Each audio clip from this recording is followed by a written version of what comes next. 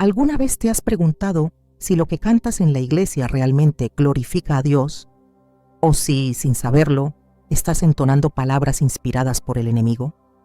La música tiene un poder espiritual profundo, y no toda melodía que suena celestial proviene del cielo. En 2 de Corintios 11:14, la Biblia nos advierte, y no es maravilla, porque el mismo Satanás se disfraza como ángel de luz. Este versículo no solo revela la astucia del enemigo, sino que expone cómo puede infiltrarse incluso en lo sagrado, incluyendo la adoración. Hoy profundizaremos en una verdad incómoda. Hay canciones que suenan en iglesias cristianas, pero fueron escritas bajo una inspiración contraria a Dios. Te mostraremos cómo discernir la diferencia, cómo identificar lo que no exalta a Cristo y qué hacer cuando el engaño ha sido aceptado como alabanza. ¿Estás listo para entender lo que Dios tiene reservado para ti? ¿Puede una melodía hermosa nacer en el infierno? ¿Puede una canción que menciona a Dios estar inspirada por el mismo enemigo de nuestras almas? Muchos responderían que no, que eso sería imposible. Pero si el diablo logró meterse en el Edén disfrazado de serpiente y hablarle a Eva como si fuera portador de verdad, ¿qué le impide hoy disfrazarse de himno para infiltrarse en la iglesia? En 2 de Corintios 11:14, el apóstol Pablo lanza una advertencia tan inquietante como ignorada. Y no es maravilla porque el mismo Satanás se disfraza como ángel de luz. Esta palabra no fue escrita para provocar temor, sino para activar discernimiento. Es posible que hoy, en medio de cantos emocionantes, letras conmovedoras y acordes que erizan la piel, haya voces cantando no a Dios, sino a un ídolo disfrazado de divinidad. Y lo más alarmante es que muchos no lo notan. La adoración ha sido el campo más sagrado y al mismo tiempo más atacado en toda la historia espiritual de la humanidad. Desde los días de Caín y Abel, hasta las reuniones modernas donde luces, pantallas y plataformas definen la experiencia de adoración, el enemigo ha tratado de distorsionar lo que debería ser el momento más puro entre el alma y su creador.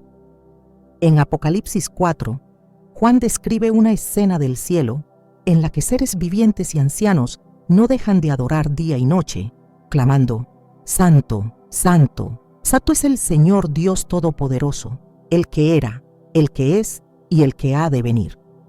Esa adoración no busca aplausos, no depende del ritmo ni del género musical. Es una adoración centrada en Dios y en su gloria inmutable. Pero en la tierra, ese modelo ha sido alterado. Y lo más triste es que la alteración no siempre comienza fuera de la iglesia. A veces, nace en los altares. Cuando Moisés subió al monte a recibir la ley, el pueblo no tardó en fabricar un becerro de oro para adorarlo. Pero lo más impactante no fue solo la idolatría en sí, sino que Aarón, el líder espiritual en funciones, permitió y organizó una fiesta para el Señor, en honor a ese ídolo, Éxodo 32:5. ¿Puedes imaginarlo? Una fiesta supuestamente dedicada a Jehová, pero que adoraba una imagen creada por manos humanas. Eso no es historia antigua, es una profecía viva. Hoy muchas canciones, eventos y expresiones de adoración dicen estar dirigidas a Dios, pero en realidad están exaltando una figura dorada, hecha de emociones, ego y confusión espiritual. Son canciones que suenan bien, pero que no transforman. Letras que conmueven, pero no santifican. Acordes que despiertan lágrimas, pero no arrepentimiento. Es adoración sin altar, sin fuego, sin presencia. Jesús dijo en Mateo 15:8-9, Este pueblo me honra con los labios, pero su corazón está lejos de mí. En vano me rinden culto, enseñando como doctrinas mandamientos de hombres. Esta fue una confrontación directa a líderes religiosos que mantenían la forma de piedad, pero habían perdido la sustancia. Hoy, esta advertencia vuelve a cobrar vida, porque en muchos auditorios, templos y reuniones cristianas se canta con los labios, pero el corazón no está conectado al trono de Dios. ¿Por qué? Porque muchas de las canciones que se han vuelto populares no han nacido del quebranto, ni de la palabra, ni de la comunión con el Espíritu Santo. Han nacido en estudios de grabación con objetivos de mercadeo. Han sido diseñadas para el aplauso más que para la rendición, para agradar a la multitud más que a Dios. Y es aquí donde el enemigo encuentra terreno fértil. Él no necesita que renuncies abiertamente a Dios para atraparte. Le basta con que te mantengas ocupado adorando a un Dios que se parece mucho al verdadero, pero que ha sido suavizado, diluido y despojado de su santidad. Un Dios que solo consuela, pero no corrige, que solo abraza, pero no demanda arrepentimiento, que te deja ser tú mismo, pero nunca te transforma. Esa es la figura que se esconde detrás de muchas canciones que hoy se cantan en iglesias. Melodías que afirman, Dios está aquí, pero que no provocan temblor, ni reverencia, ni obediencia. Y si Dios realmente estuviera allí, ¿no cambiarían los corazones al instante? ¿No habría lágrimas de convicción? ¿No habría confesión? ¿No habría frutos de santidad? La música tiene poder, siempre lo ha tenido. En 1 Samuel 16:23, leemos que cuando David tocaba el arpa, el espíritu maligno que atormentaba a Saúl se alejaba. Esto nos muestra que la música no es neutra. Puede ser instrumento de liberación o vehículo de opresión. Puede acercarte a Dios o envolverte en una niebla emocional que solo imita la presencia sin tenerla. Y lo más trágico es que el enemigo sabe esto. Él no está ajeno a la música, al contrario, fue creado con la capacidad de producirla. Ezequiel 28 nos describe a Satanás como un querubín cubridor lleno de piedras preciosas, en quien estaban preparados tus tambores y flautas el día que fuiste creado. Esto significa que antes de caer, el diablo estaba íntimamente ligado a la adoración celestial. No era un espectador, era un participante. Por eso hoy entiende cómo usar la música para confundir, para seducir, para desviar el enfoque. Si hay algo que el enemigo desea, es recibir lo que solo pertenece a Dios, la adoración. Cuando tentó a Jesús en el desierto, su última oferta fue directa.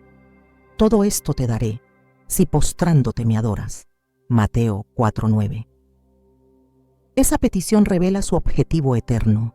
No busca solo que peques, sino que lo adores, aunque sea sin saberlo. ¿Y qué mejor estrategia que disfrazar su agenda con melodías hermosas, letras dulces y una atmósfera que parezca espiritual? Si no logró hacer caer a Jesús, intentará hacerlo con la iglesia. Y si no puede detener la alabanza, intentará pervertirla desde dentro. Hay canciones que no mencionan el pecado, que no hablan del arrepentimiento, que no mencionan la cruz, ni la sangre, ni el juicio ni la gloria de Dios. Solo hablan de ti, de cómo te sientes, de lo que esperas recibir, de tus sueños, de tus deseos. Y aunque pueden sonar inspiradoras, están centradas en el hombre, no en Cristo. Giran alrededor del yo, no del Cordero. Y esto es peligroso. Porque la adoración verdadera no se trata de lo que yo quiero, sino de lo que Él merece. No se trata de lo que yo siento, sino de quién es Él. No se basa en mi circunstancia, sino en su carácter eterno. Cuando David escribió sus salmos, muchas veces comenzaba con lamento, pero siempre terminaba exaltando a Dios. Nunca permitía que su experiencia nublara la grandeza del Señor. Hoy, muchas canciones hacen lo contrario. Comienzan y terminan contigo, y apenas si mencionan a Dios como un recurso emocional. La adoración es una guerra espiritual. En 2 Crónicas 20, cuando el pueblo de Judá enfrentaba a un enemigo poderoso, Dios dio una instrucción desconcertante: poner cantores al frente del ejército. Y cuando comenzaron a cantar y alabar, el Señor confundió al enemigo y le dio la victoria al pueblo. Esto nos enseña que cuando la adoración es verdadera, centrada en Dios y llena de fe, tiene el poder de desatar el mover divino en la tierra. Pero cuando la adoración está contaminada, no solo pierde poder, sino que abre puertas al engaño. No todas las letras que mencionan a Dios están alineadas con su palabra. No todas las emociones que se despiertan en un tiempo de alabanza provienen del Espíritu Santo. Por eso necesitamos volver a la raíz, a la pureza, al altar verdadero. Jesús le dijo a la mujer samaritana: pero la hora viene, y ahora es, cuando los verdaderos adoradores adorarán al Padre en espíritu y en verdad, porque también el Padre tales adoradores busca que le adoren. Juan 4:23. Esta frase es clave. Dios no busca canciones bonitas, busca adoradores verdaderos.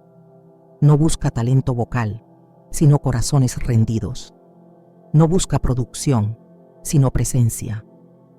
Y si el Padre está buscando verdaderos adoradores, es porque también hay falsos. Y estos últimos pueden cantar, tocar, llorar, levantar manos, pero estar completamente desconectados de la verdad. En muchas iglesias se ha dejado de cantar himnos antiguos porque no emocionan lo suficiente.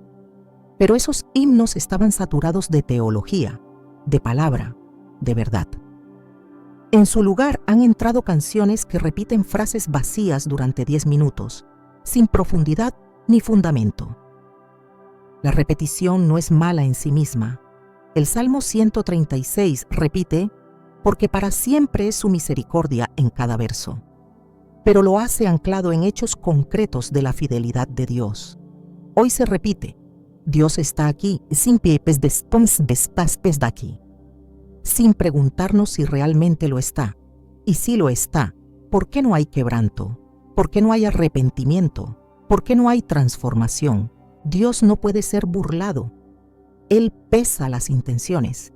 Él discierne lo que el oído humano no puede captar. Y si cantamos desde un corazón desenfocado, con palabras vacías o teología distorsionada, no estamos adorando en espíritu y en verdad. Estamos cantando para nosotros mismos. Y aunque el pueblo se emocione, el cielo permanece en silencio, porque Dios no comparte su gloria, porque Él es santo. Hoy más que nunca necesitamos volver a la palabra, a la cruz, a la verdad. Necesitamos volver a cantar canciones que hablen del sacrificio de Cristo, de la majestad del Padre, del poder del Espíritu Santo. Canciones que no teman mencionar el pecado, que llamen al arrepentimiento, que eleven el nombre de Jesús por encima de todo, porque solo cuando Él es exaltado, todo lo demás toma su lugar. Solo cuando su nombre es el centro, el enemigo retrocede. Solo cuando cantamos con entendimiento, el cielo responde. La adoración no es entretenimiento, es rendición. No es emoción vacía, es comunión real. No es un espectáculo para hombres, es un sacrificio para Dios. Y si el enemigo ha logrado infiltrarse en la música que escuchamos, es hora de levantar la voz, no para cantar más alto, sino para cantar con verdad. Porque cada vez que abrimos la boca para adorar, estamos eligiendo a quien exaltamos, al Dios vivo, o al ángel caído que aún busca usurpar su lugar. Cuando hablamos de música, no estamos hablando de un simple arte o una forma de expresión neutral. En el plano espiritual, la música es un canal poderoso de influencia, un lenguaje que trasciende culturas, épocas y estructuras terrenales. Pero para comprender por qué este lenguaje es tan eficaz y al mismo tiempo tan peligroso, debemos mirar más allá de los escenarios humanos y dirigir nuestra mirada a una dimensión anterior a la creación misma del hombre. Allí, en las alturas celestiales, tuvo lugar un diseño que explica por qué hoy el enemigo tiene tanto dominio sobre la música. Él fue creado con ese propósito. En Ezequiel 28, Dios le habla al rey de Tiro, pero el lenguaje trasciende lo meramente humano. Es una declaración que describe una figura de perfección y gloria, un ser que estaba en Edén, en el monte santo de Dios, adornado con piedras preciosas y perfección musical. El versículo 13 dice: En Edén, en el huerto de Dios estuviste, de toda piedra preciosa era tu vestidura. Los primores de tus tamboriles y flautas estuvieron preparados para ti en el día de tu creación. Esta descripción no encaja con ningún ser humano. Está hablando de Lucifer antes de su caída. No era un músico, era música. Su estructura misma estaba diseñada con instrumentos incorporados.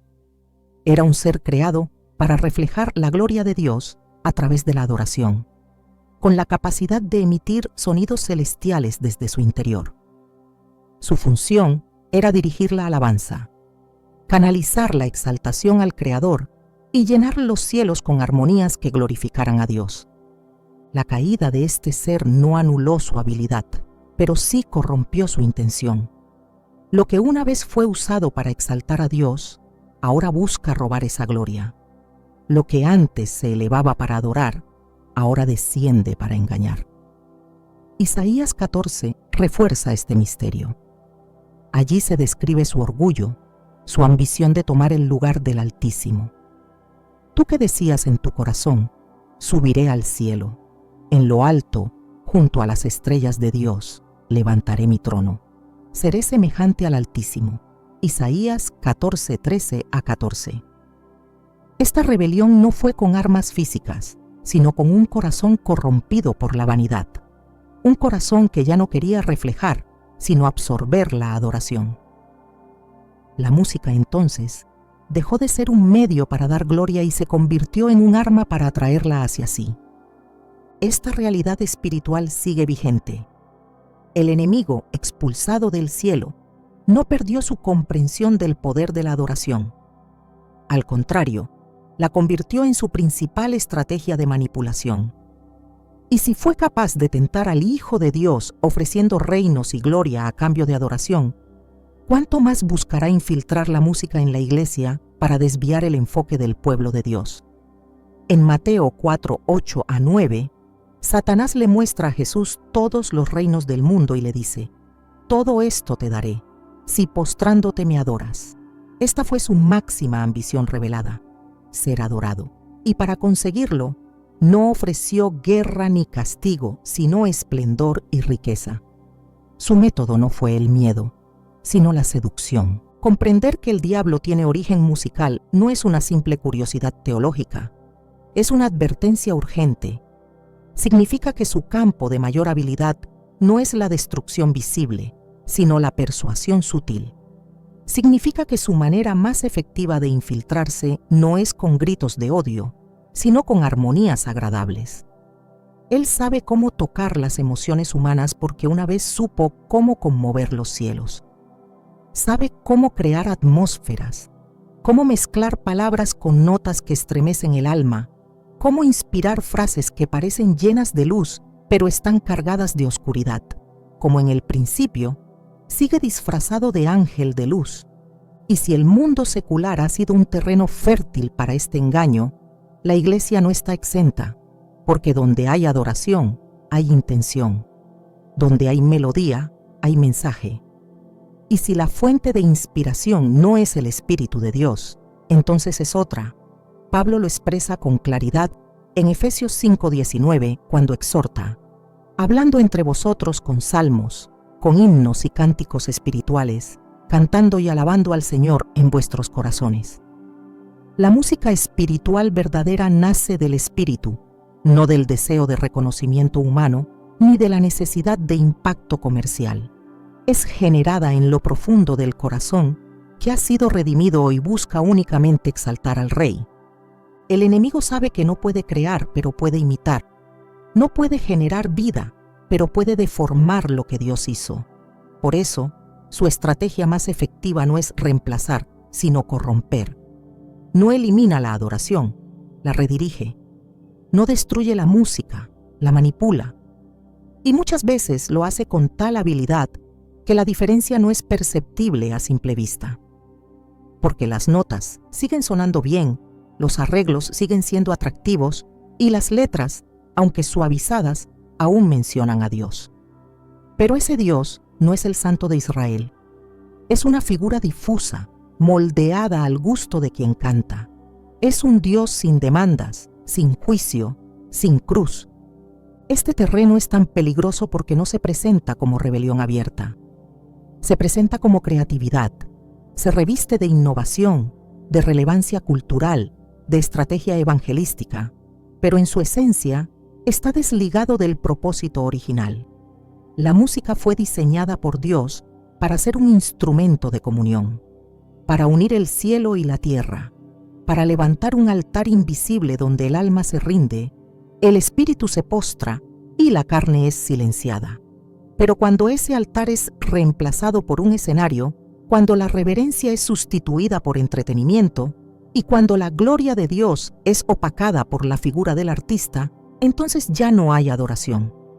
Hay performance, hay espectáculo, hay confusión espiritual. El Salmo 22:3 declara que Dios habita en medio de las alabanzas de su pueblo. Esta declaración no es poética, es una realidad espiritual. Cuando el pueblo canta desde la verdad, Dios se manifiesta. Pero si la alabanza está contaminada, si el origen de la música no es santo, entonces no hay presencia. Puede haber euforia, puede haber lágrimas, puede haber sensaciones fuertes, pero no transformación. Porque el Espíritu Santo no respalda lo que no honra al Hijo. Y muchas canciones que hoy se entonan en congregaciones fueron compuestas con una inspiración ajena a la palabra. Fueron escritas desde la emoción, desde la popularidad, desde el deseo de aceptación. Y aunque mencionan al Señor, no llevan su respaldo. Por eso el discernimiento es esencial. No se trata de estilo, de instrumentos, ni siquiera de denominación. Se trata de fuente. ¿Quién inspiró esta canción? ¿Cuál es el espíritu detrás de sus palabras? ¿Exalta a Cristo o exalta al oyente? ¿Presenta la cruz o presenta un evangelio edulcorado? La música que agrada a Dios no necesita producción costosa, necesita pureza. Porque una sola nota sincera desde un corazón quebrantado tiene más peso en el cielo que una sinfonía entonada desde la carne. La guerra espiritual actual no se libra solo con predicaciones, también se libra con canciones. Cada letra es una declaración, cada melodía, un puente. Y si ese puente no conecta con el trono, conecta con otro lugar. Por eso el enemigo ha invertido tanto en contaminar este espacio. No necesita detener la alabanza, le basta con desviarla. No necesita que calles, le basta con que cantes lo equivocado. Porque cuando el pueblo canta una mentira como si fuera verdad, el efecto es devastador. No solo se canta desde el error, sino que se cree y se vive desde ese error. La música moldea la teología. Lo que el pueblo canta, termina creyéndolo, y lo que cree, termina practicándolo. Dios es celoso de su gloria. No la comparte, no la negocia.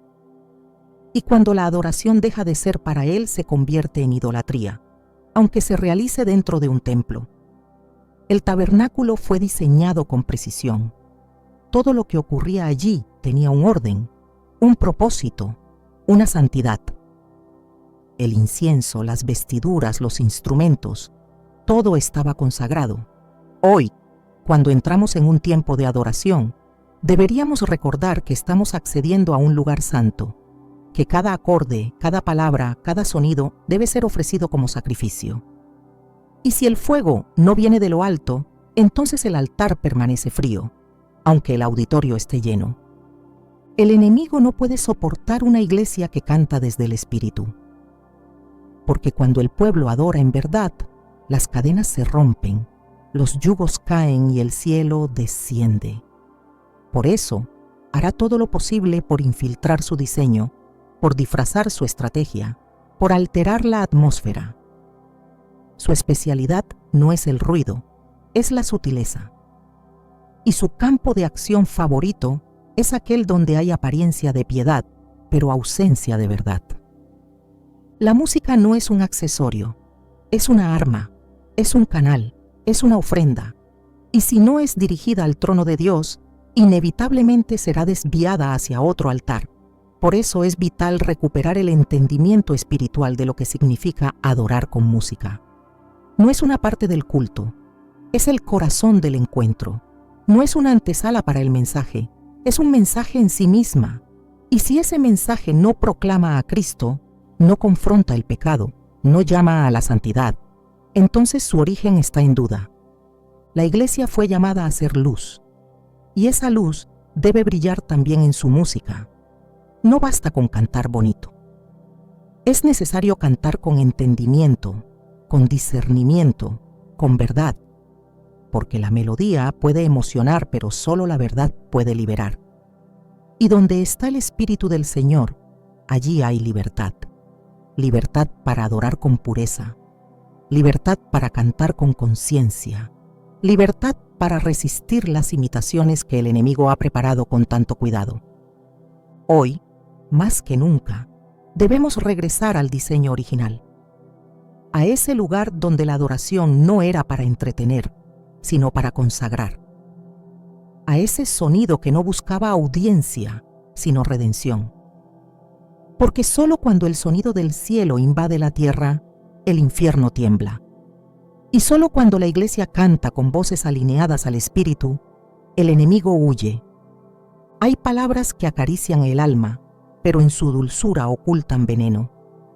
Hay frases que suenan celestiales, pero cuya raíz no se encuentra en el cielo. La música cristiana, cuando pierde su ancla en la Escritura, se convierte en una herramienta peligrosa, capaz de formar creencias que no solo deforman el carácter de Dios, sino que pervierten el corazón de quienes las cantan. En un tiempo donde muchas letras han sido despojadas de profundidad doctrinal, donde el mensaje ha sido diluido en favor de lo emocional, se hace necesario discernir con rigor qué estamos declarando cada vez que abrimos la boca para cantar. La adoración no se limita al sonido, sino que comunica un contenido espiritual.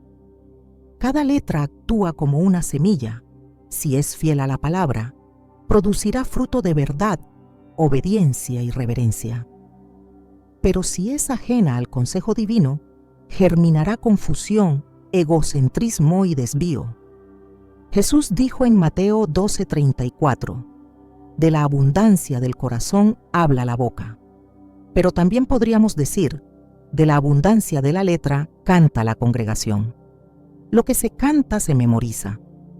Lo que se memoriza se interioriza. Y lo que se interioriza forma la fe. Muchas canciones actuales mencionan a Dios, pero no a Cristo. Hablan de bendiciones, pero no de la cruz. Reiteran que todo estará bien, pero sin mencionar el arrepentimiento. Ofrecen promesas sin condiciones. Dan por sentado el favor divino sin hablar de santidad. El mensaje que transmiten es incompleto y, por tanto, falso. En Romanos 10:17, Pablo afirma, la fe viene por el oír, y el oír por la palabra de Dios. Pero si lo que se oye no es la palabra, entonces la fe que se produce es hueca, sin raíces, sin fundamento. Este fenómeno no es nuevo. Desde tiempos antiguos, Dios ha confrontado las falsas palabras que, aunque pronunciadas con aparente piedad, estaban vacías de verdad. En Jeremías 23:16-17, el Señor advierte, no escuchéis las palabras de los profetas que os profetizan, os alimentan con vanas esperanzas, hablan visión de su propio corazón, no de la boca de Jehová. Dicen continuamente a los que me desprecian, Jehová dijo, paz tendréis. Y a cualquiera que anda tras la obstinación de su corazón le dicen, no vendrá mal sobre vosotros. Esta es una descripción precisa de lo que muchas canciones predican hoy. Un evangelio edulcorado que acaricia el pecado en lugar de confrontarlo, que exalta al hombre y silencia la santidad de Dios. En lugar de afirmar lo que Dios ha dicho, se cantan afirmaciones humanas que buscan motivar, emocionar o consolar, pero sin base bíblica. Una canción puede repetir que Dios nunca está enojado, pero la Escritura afirma lo contrario en múltiples pasajes. Salmo 7:11 dice, Dios es juez justo, y Dios está airado contra el impío todos los días. Otra canción puede declarar que Dios me ama tal como soy, lo cual es cierto en el sentido de que su amor es incondicional. Pero si ese mensaje omite que su amor también transforma y santifica, deja de ser verdad. Hebreos 12:6 es claro, porque el Señor al que ama, disciplina y azota a todo el que recibe por hijo. La verdad sin amor puede herir, pero el amor sin verdad destruye. Y muchas letras, bajo la bandera del amor, han escondido el mensaje más urgente del Evangelio: la necesidad de redención, la realidad del juicio, el llamado al arrepentimiento. Una alabanza que no menciona la cruz puede sonar bella, pero está vacía de poder, porque solo hay salvación en la sangre derramada por Cristo. Colosenses 1:20 dice que por medio de Él, Dios reconcilió consigo todas las cosas, haciendo la paz mediante la sangre de su cruz. ¿Cómo entonces pretendemos adorar sin mencionar ese sacrificio? Las letras que reducen a Dios a un dador de regalos, a un proveedor incondicional, a un amigo sin corrección, presentan una imagen mutilada de su carácter. En Éxodo 34, 6-7, Dios mismo declara quién es: Jehová, Jehová, fuerte, misericordioso y piadoso, tardo para la ira y grande en misericordia y verdad, que de ningún modo tendrá por inocente al malvado. Esta dualidad, amor y justicia, debe reflejarse en lo que se canta, pero si solo se menciona su bondad, se crea un ídolo emocional, no el Dios vivo. Algunas canciones repiten que Dios hará todo por mí, sin mencionar que ese todo está subordinado a su voluntad, no a nuestros caprichos. Santiago 4:15 nos instruye a decir: si el Señor quiere, viviremos y haremos esto o aquello. El Evangelio no gira en torno al hombre, gira en torno a Cristo. Y si una letra pone al creyente en el centro, transforma la alabanza en un acto de autoafirmación en lugar de adoración genuina. En el libro de Apocalipsis, cada vez que los seres vivientes y los ancianos alaban, la gloria se dirige exclusivamente al Cordero. Dicen: digno eres, Señor y Dios nuestro, de recibir la gloria, la honra y el poder. Apocalipsis 4:11. No hay lugar para exaltación humana. Otra desviación común es la declaración de promesas bíblicas fuera de contexto. Se canta que todo lo que pida, Dios lo hará, sin explicar que esto solo aplica cuando pedimos conforme a su voluntad.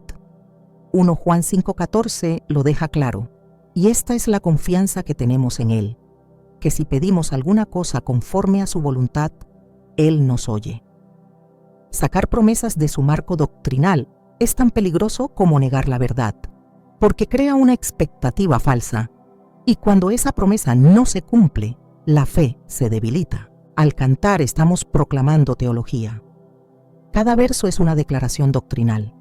Si esa doctrina está mal, entonces lo que se canta no edifica, sino que envenena. 2. Timoteo 4:3-4 lo anticipa: porque vendrá tiempo cuando no soportarán la sana doctrina, sino que teniendo comezón de oír, se amontonarán maestros, conforme a sus propios deseos, y apartarán de la verdad el oído y se volverán a las fábulas. Muchas canciones hoy cumplen esa profecía. Son fábulas melodiosas, teologías disfrazadas de verso, evangelios sin cruz. Cuando se canta repetidamente que Dios está obligado a bendecir, se está promoviendo una relación basada en exigencia, no en rendición. Dios no es un sirviente de nuestras declaraciones. Él es el Rey. Isaías 45:9 advierte: ay del que pleitea con su hacedor, el tiesto con los tiestos de la tierra.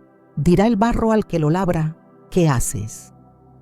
Pero cuando se repiten frases como lo declaro y será hecho, sin la guía del Espíritu ni el filtro de la palabra, se promueve una doctrina de decretos humanos que reemplaza la soberanía divina. A lo largo de las Escrituras, la adoración está íntimamente ligada al conocimiento de Dios. No se puede adorar a quien no se conoce, ni se puede conocer a Dios sin ser transformado por su verdad. Oseas 4:6 dice: mi pueblo fue destruido porque le faltó conocimiento. Si ese conocimiento no está presente en las letras que se cantan, entonces la adoración se convierte en un acto emocional sin sustancia. Y sin sustancia La alabanza no edifica, solo entretiene. Los salmos, que fueron la base del canto del pueblo de Dios, están llenos de doctrina. Hablan del carácter de Dios, de su justicia, de su misericordia, de su ley, de su ira, de su amor. Son un modelo perfecto de equilibrio entre emoción y verdad. David, en sus composiciones, no buscaba solo consuelo, buscaba dirección. No solo expresaba lo que sentía, sino que declaraba lo que Dios es. Salmo 119, versículo 172 dice: «Hablará mi lengua tus dichos, porque todos tus mandamientos son justicia». La adoración verdadera habla de los dichos de Dios, no de los deseos del adorador. Cantar con entendimiento no es una opción, es un mandato. Primera de Corintios 14:15 nos enseña: «Cantaré con el espíritu, pero cantaré también con el entendimiento». El entendimiento se forma con la palabra. Si una letra contradice la escritura, debe ser rechazada, no entonada.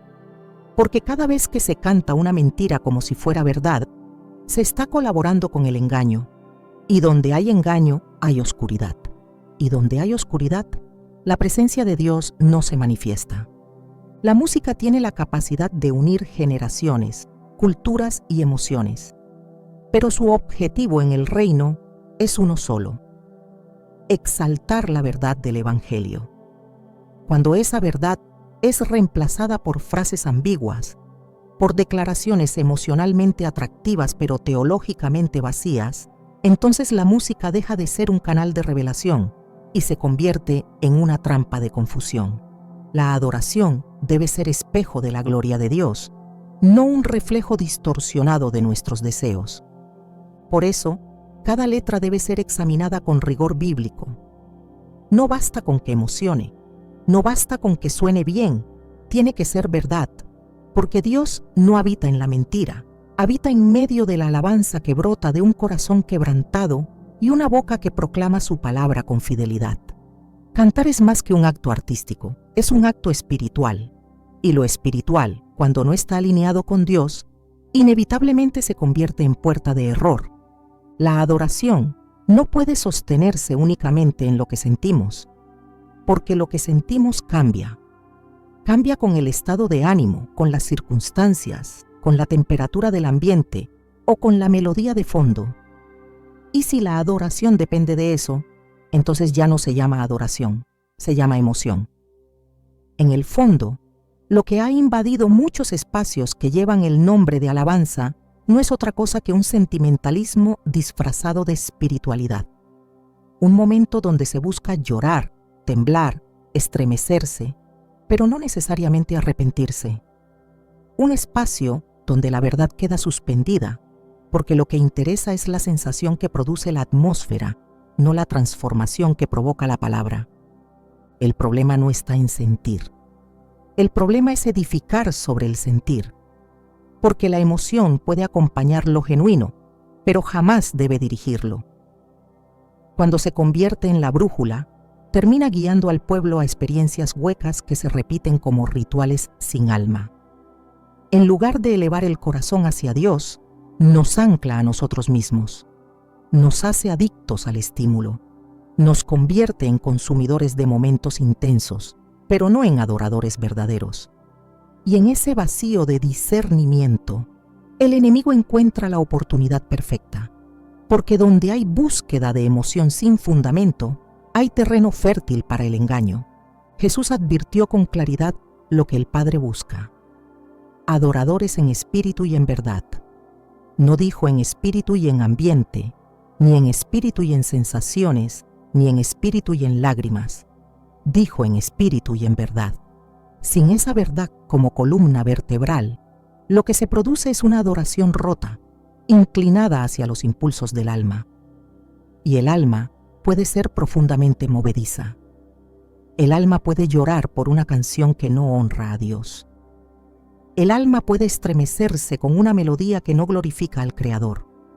El alma puede levantar manos, cerrar los ojos, cantar con fuerza, y aún así estar completamente desconectada del espíritu. Por eso, No todo lo que conmueve es espiritual, y no todo lo que emociona transforma. La manipulación emocional es una de las herramientas más sutiles que el enemigo ha sembrado dentro de los espacios sagrados. No necesita negar la fe. Le basta con disfrazarla.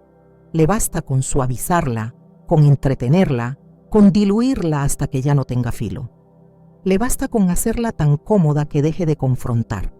Y si lo logra a través de una melodía bien producida, con letras cuidadosamente calibradas para que no incomoden, entonces ya no necesita usar persecución para callar a la iglesia. Basta con entretenerla. La emoción sin verdad no edifica. Puede llenar auditorios, puede provocar ovaciones, puede hacer llorar multitudes, pero no edifica. La verdad, aunque no siempre provoque emoción inmediata, es la que transforma, es la que corta, sana, restaura. Hebreos 4:12 dice que la palabra de Dios es viva y eficaz, y más cortante que toda espada de dos filos. Pero una letra sin esa espada solo acaricia la herida, nunca la sana. Por eso, lo que cantamos debe tener contenido eterno, no solo forma agradable. Porque cuando la forma reemplaza el fondo, cuando la experiencia sustituye a la escritura, cuando el ambiente toma el lugar del espíritu, entonces lo que llamamos adoración se convierte en espectáculo. En 1 Reyes 18, los profetas de Baal clamaban con fuerza, danzaban, gritaban, se herían. Toda una demostración de fervor, pero no descendía fuego, porque el fervor no es garantía de verdad. El entusiasmo no es señal de respaldo divino. Fue cuando Elías restauró el altar, clamó al Dios vivo y ofreció sacrificio en obediencia, que el fuego del cielo descendió. No fue el volumen, ni la intensidad emocional, ni la euforia. Fue la verdad del altar restaurado. Y eso es lo que falta en muchos templos donde se canta mucho, pero se discierne poco.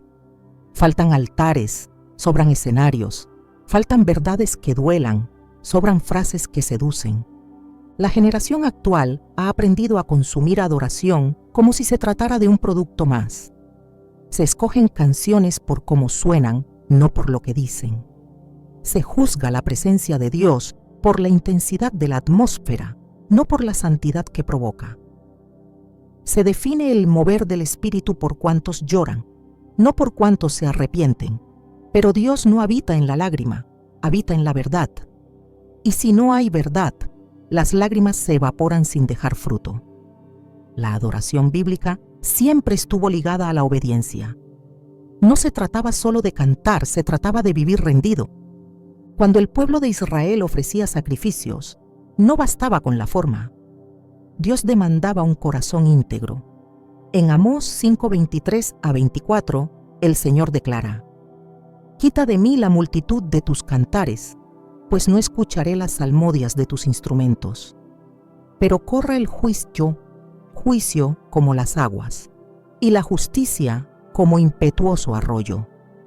Dios no estaba impresionado con el sonido, sino con la ausencia de justicia.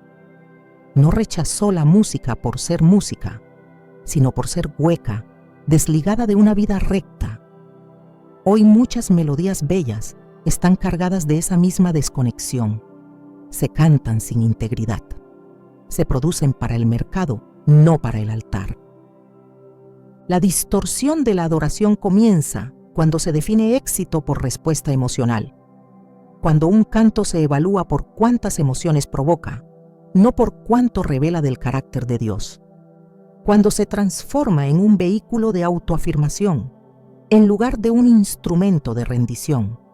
Cuando se predica desde el escenario una imagen distorsionada de Dios que existe solo para hacernos sentir bien. Pero el Dios de la Biblia no vino a hacernos sentir bien, vino a hacernos santos. No vino a entretenernos, vino a rescatarnos. Y esa verdad, aunque duela, es la que libera. La emoción puede acompañar la presencia de Dios, pero no es la evidencia de ella. En el monte Sinaí, cuando Dios descendió, hubo temblor, humo, sonido de trompeta, y el pueblo tembló. Pero todo eso fue provocado por la santidad de Dios, no por una producción humana. Cuando Isaías vio al Señor alto y sublime, no danzó, no cantó, no cayó de emoción, cayó de reverencia. Dijo: «Ay de mí, que soy muerto». Isaías 6:5. Esa es la reacción de alguien que realmente encuentra a Dios. Un quebrantamiento profundo que nace de reconocer su majestad, no una emoción superficial provocada por una atmósfera manipulada. La emoción, sin verdad, crea un cristianismo débil, sentimental, reactivo. Una fe que necesita estímulo constante para mantenerse viva. Una espiritualidad que busca experiencias en lugar de escritura. Pero la fe verdadera se sostiene con verdad, no con sensaciones. Porque vendrán días en que no habrá música, no habrá luces, no habrá atmósfera. Vendrán pruebas, desiertos, silencios. Y lo único que sostendrá al creyente será la palabra que fue sembrada. Por eso la adoración debe formar convicciones, no solo provocar emociones. En el Nuevo Testamento, la iglesia primitiva cantaba salmos, himnos y cánticos espirituales. No lo hacía para crear un ambiente, lo hacía porque esas canciones recordaban doctrina, instruían en verdad y fortalecían la fe. En Colosenses 3:16, Pablo exhorta: «La palabra de Cristo habite en abundancia en vosotros, enseñándoos y exhortándoos unos a otros con salmos, himnos y cánticos espirituales». No era un canto para estimular, era un canto para enseñar. Hoy, si lo que se canta no instruye, no edifica, no confronta, entonces no cumple su propósito espiritual, solo entretiene. La iglesia no necesita canciones más pegajosas, necesita canciones más bíblicas. No necesita músicos más talentosos, necesita adoradores más consagrados. No necesita atmósferas más envolventes, necesita verdades más penetrantes. Porque solo la verdad sostiene, solo la verdad libera, solo la verdad produce adoración genuina. La emoción puede encender una chispa, pero solo la verdad mantiene el fuego. Y sin fuego santo, el altar está muerto, aunque la gente cante con fervor. Es necesario que se restaure el discernimiento en la adoración, que cada canción pase por el filtro de la escritura antes de pasar por los parlantes, que cada letra sea examinada con temor y temblor, porque lo que se canta es una declaración ante el cielo. Que no se repitan frases solo porque suenan bien, sino porque son verdad. Que no se repita un coro solo porque emociona, sino porque glorifica. Porque Dios no habita en lo que suena bien, habita en lo que es santo. Y la santidad no siempre produce escalofríos, produce obediencia. En los tiempos finales, el engaño no vendrá disfrazado de oscuridad abierta, vendrá con apariencia de luz, vendrá en canciones que mencionan a Dios, pero omiten su justicia, en letras que exaltan la emoción, pero niegan la cruz, en melodías que entretienen, pero no confrontan. Y si la iglesia no está anclada en la verdad, terminará adorando a un Dios que no es el de la Biblia, a un Dios hecho a imagen de nuestros deseos, no del carácter revelado en la palabra. Es urgente que la adoración recupere su esencia, que vuelva a ser sacrificio, no espectáculo, que vuelva a estar centrada en Cristo, no en el adorador, que vuelva a reflejar la santidad de Dios, no las emociones del momento, porque solo cuando se adora en espíritu y en verdad, el Padre se agrada. Y solo cuando el Padre se agrada, el cielo responde. No se trata solo de lo que se canta, sino de quién lo canta. Porque aunque la letra sea correcta y la melodía esté bien afinada, si el corazón no está alineado con la verdad, Dios no recibe esa adoración.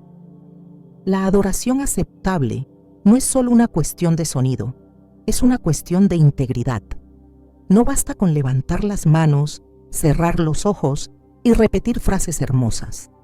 Lo que verdaderamente llega al trono de Dios es aquello que nace de un corazón limpio, rendido, quebrantado, completamente consagrado. Y eso no puede fingirse ni producirse artificialmente. No se logra con talento, ni se reemplaza con carisma. Dios no se impresiona con voces potentes, se agrada de corazones obedientes. El Salmo 24 lo deja claro.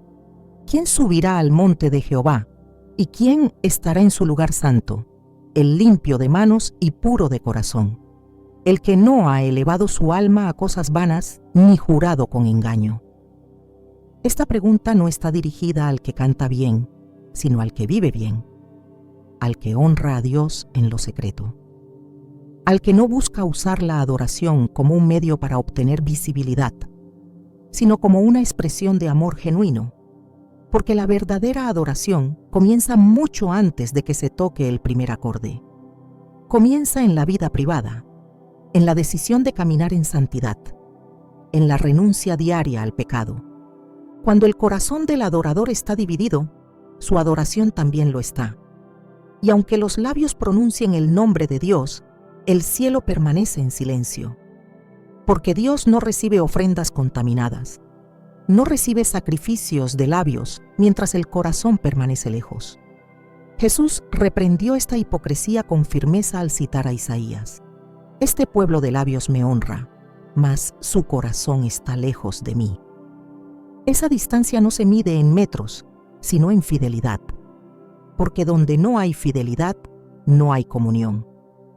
Y donde no hay comunión, no hay adoración que Dios acepte. El verdadero adorador no canta para impresionar, no canta para ser escuchado por el público, sino por el Rey.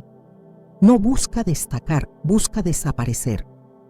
Que no quede su nombre, que no quede su estilo, que no quede su sello, sino que la gloria sea únicamente para Dios. Juan el Bautista lo expresó con claridad. Es necesario que Él crezca, pero que yo mengüe. Ese es el espíritu que Dios busca en cada adorador. Uno que entiende que su papel no es protagonizar el momento, sino señalar al Cristo exaltado. Porque cuando el adorador busca ocupar el centro, desplaza a quien verdaderamente merece toda exaltación. En el tabernáculo, los sacerdotes debían consagrarse antes de presentar cualquier ofrenda. La santidad era un requisito, no una sugerencia. Y cuando Nadab y Abiú ofrecieron fuego extraño, murieron delante del altar, no por lo que ofrecieron, sino por la condición de sus corazones, porque lo que parecía adoración era rebelión. Y Dios no comparte su santidad con quien no ha sido limpiado. Hoy muchos suben a los altares con corazones no purificados, ministran desde la impureza, cantan desde el desorden y esperan que Dios se manifieste. Pero el cielo no responde a la música, responde a la fidelidad. Romanos 12:1 nos recuerda que el culto racional comienza por presentar nuestros cuerpos en sacrificio vivo, santo, agradable a Dios. Ese es el verdadero acto de adoración. No es solo lo que se canta, es lo que se entrega. Y lo que se entrega debe estar vivo, debe estar santo, debe estar rendido. Porque la adoración no es solo sonido, es sacrificio. Y un sacrificio exige muerte. Muerte al ego, muerte a la vanidad, muerte al deseo de reconocimiento. Solo cuando el adorador muere a sí mismo, Cristo puede ser visto. Solo cuando el altar está limpio, el fuego puede descender. En el libro de Malaquías, Dios reprende a los sacerdotes que ofrecían animales defectuosos en el sacrificio. Les pregunta, ¿presentarías eso a tu gobernador? ¿Acaso lo aceptaría o te recibiría con agrado? Este principio revela que Dios no acepta lo que no ofreceríamos ni siquiera a un ser humano de autoridad. Él merece lo mejor. Lo primero, lo más puro, lo más consagrado. Y cuando alguien sube a ministrar sin esa reverencia, sin esa honra, sin esa excelencia espiritual, entonces no está adorando, está actuando. Y lo que comienza como adoración, termina como espectáculo. El corazón del adorador debe estar en obediencia continua, porque una canción no compensa una vida en desobediencia. Dios no negocia con melodías lo que exige en carácter. Y cuando se canta sin obedecer, se canta desde el engaño. Por eso Samuel le dijo a Saúl: ¿se complace Jehová tanto en los holocaustos y víctimas como en que se obedezca a las palabras de Jehová? Ciertamente, el obedecer es mejor que los sacrificios. No hay adoración sin obediencia. Y sin obediencia lo que se ofrece en el altar es fuego extraño. Dios sigue buscando adoradores, pero no cualquier adorador. Busca los que adoran en espíritu y en verdad, los que viven lo que cantan, los que lloran en lo secreto, lo que proclaman en lo público, los que no necesitan una plataforma para arder, porque ya están encendidos en lo oculto. Y cuando estos adoran, el cielo desciende, porque no es su voz lo que impacta, es su rendición, no es su presencia lo que llena el ambiente, es la presencia del Espíritu Santo que habita en ellos. La adoración verdadera nace de un corazón rendido, y donde hay rendición, hay autoridad espiritual. Donde hay integridad, hay respaldo del cielo. Donde hay santidad, hay fuego que no se apaga. Porque no hay mayor adoración que una vida completamente entregada. Una vida que canta no solo con la boca, sino con los pasos. Que adora no solo en el templo, sino en su caminar diario. Que no espera un micrófono para honrar a Dios, porque ya lo está adorando con su obediencia, su humildad y su santidad. La pregunta ya no es si una canción suena bien. La pregunta es si esa canción glorifica verdaderamente a Dios, porque el peligro no está en la nota equivocada, está en la intención desviada. No todo lo que menciona a Dios lo honra. No todo lo que emociona al pueblo agrada al cielo. Por eso, más que oídos afinados, hoy la Iglesia necesita corazones discernidos. Porque el enemigo no siempre se presenta con gritos, a veces lo hace con armonías suaves y letras sutiles que distorsionan la verdad. Discernir lo que se canta no es opcional, es urgente, porque cada canción establece una doctrina en el corazón. Cada frase se convierte en semilla. Y si esa semilla no nace de la palabra, terminará produciendo fruto enfermo. No es exageración, es realidad espiritual. El enemigo sabe que no puede detener la adoración, pero puede infiltrarla. Sabe que no puede callar a la iglesia, pero puede hacer que cante lo que no debe. Y si logra eso, no necesita más. Porque habrá convertido el altar en un escenario y la alabanza en un espectáculo disfrazado de reverencia. El apóstol Juan escribió que debemos probar los espíritus para ver si son de Dios.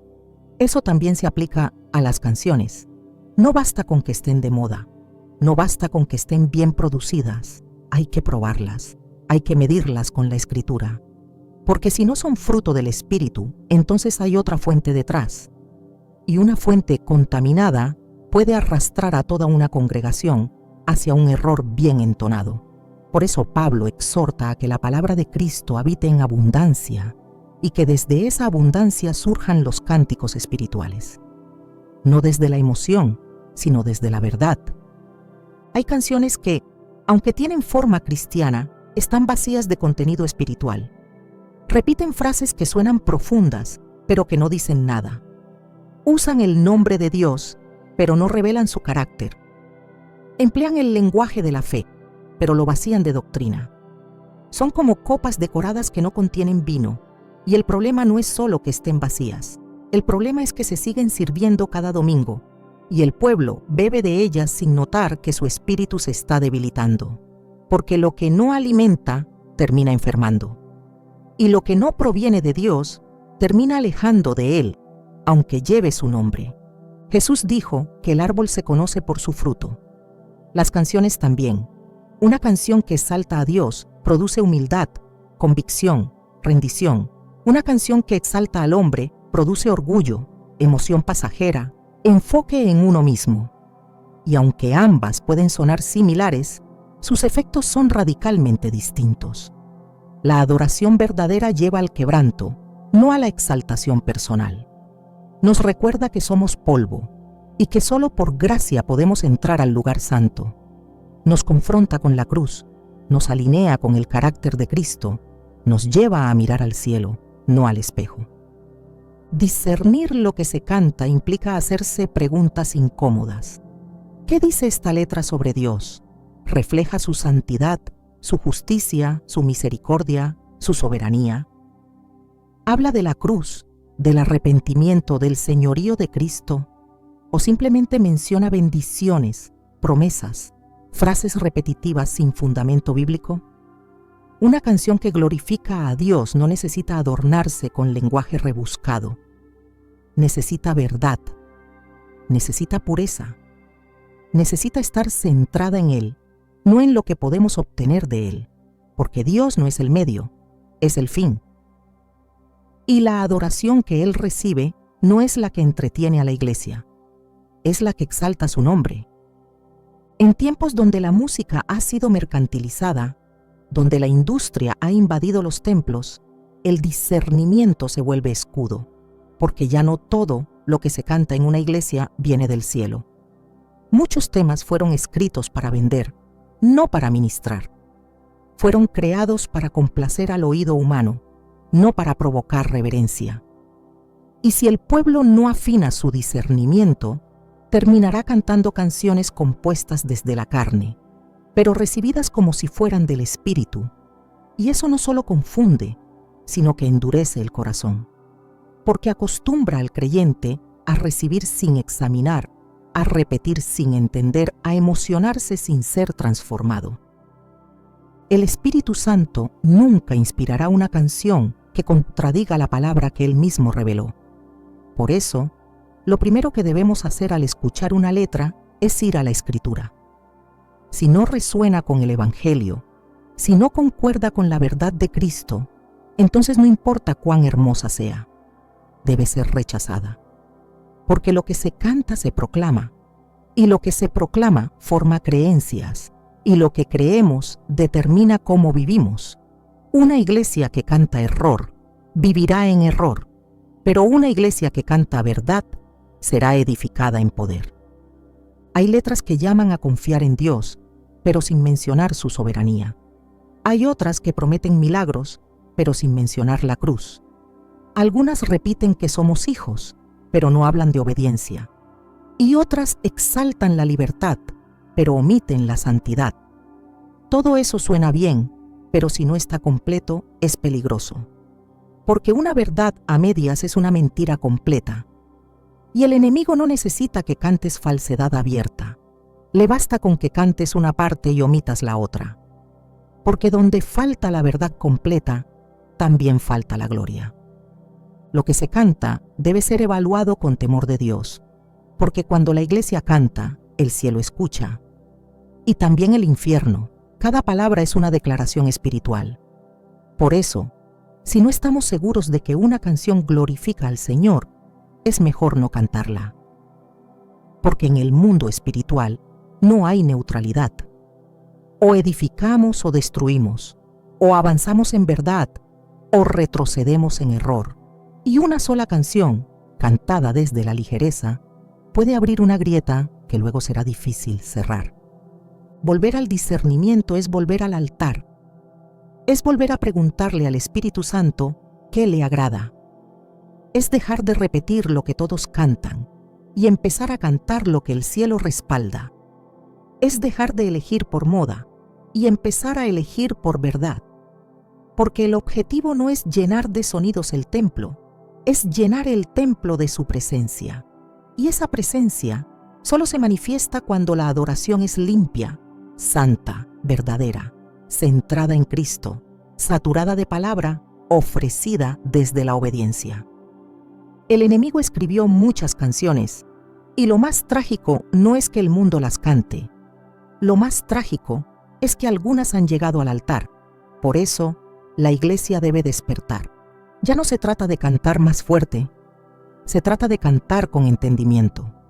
Porque solo una iglesia que canta con discernimiento puede resistir el engaño de estos tiempos. No se trata simplemente de detener canciones. Se trata de despertar a una generación que ha confundido sonido con santidad, producción con presencia y emoción con obediencia. Este llamado no es una condena, es una alarma. Porque mientras la iglesia canta, el cielo escucha y también espera.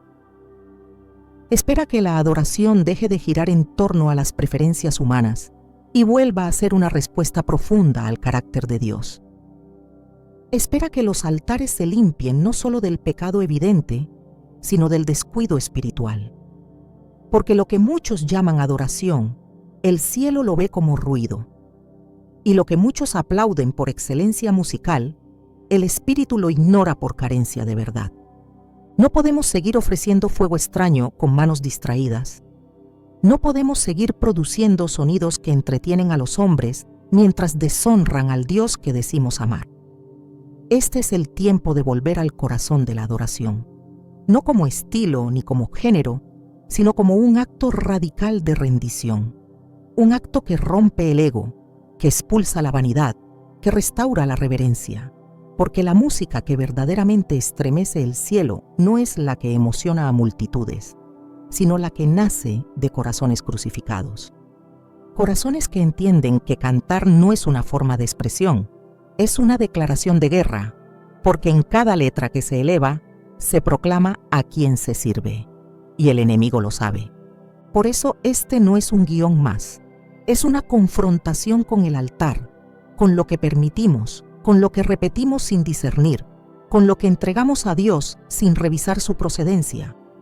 El verdadero problema no es que el diablo escriba canciones, es que lo haga con la complicidad de quienes ya no temen lo que entonan. Y cuando la iglesia canta sin temor, pierde su autoridad. Pero cuando canta en santidad, el infierno tiembla. Dios sigue buscando adoradores. No que suenen bien, sino que vivan rendidos. Y si el siguiente canto que entones fuera el último que Dios escuchara de ti, que no sea una canción vacía, que sea fuego puro, porque cuando el altar arde en santidad, la gloria siempre desciende.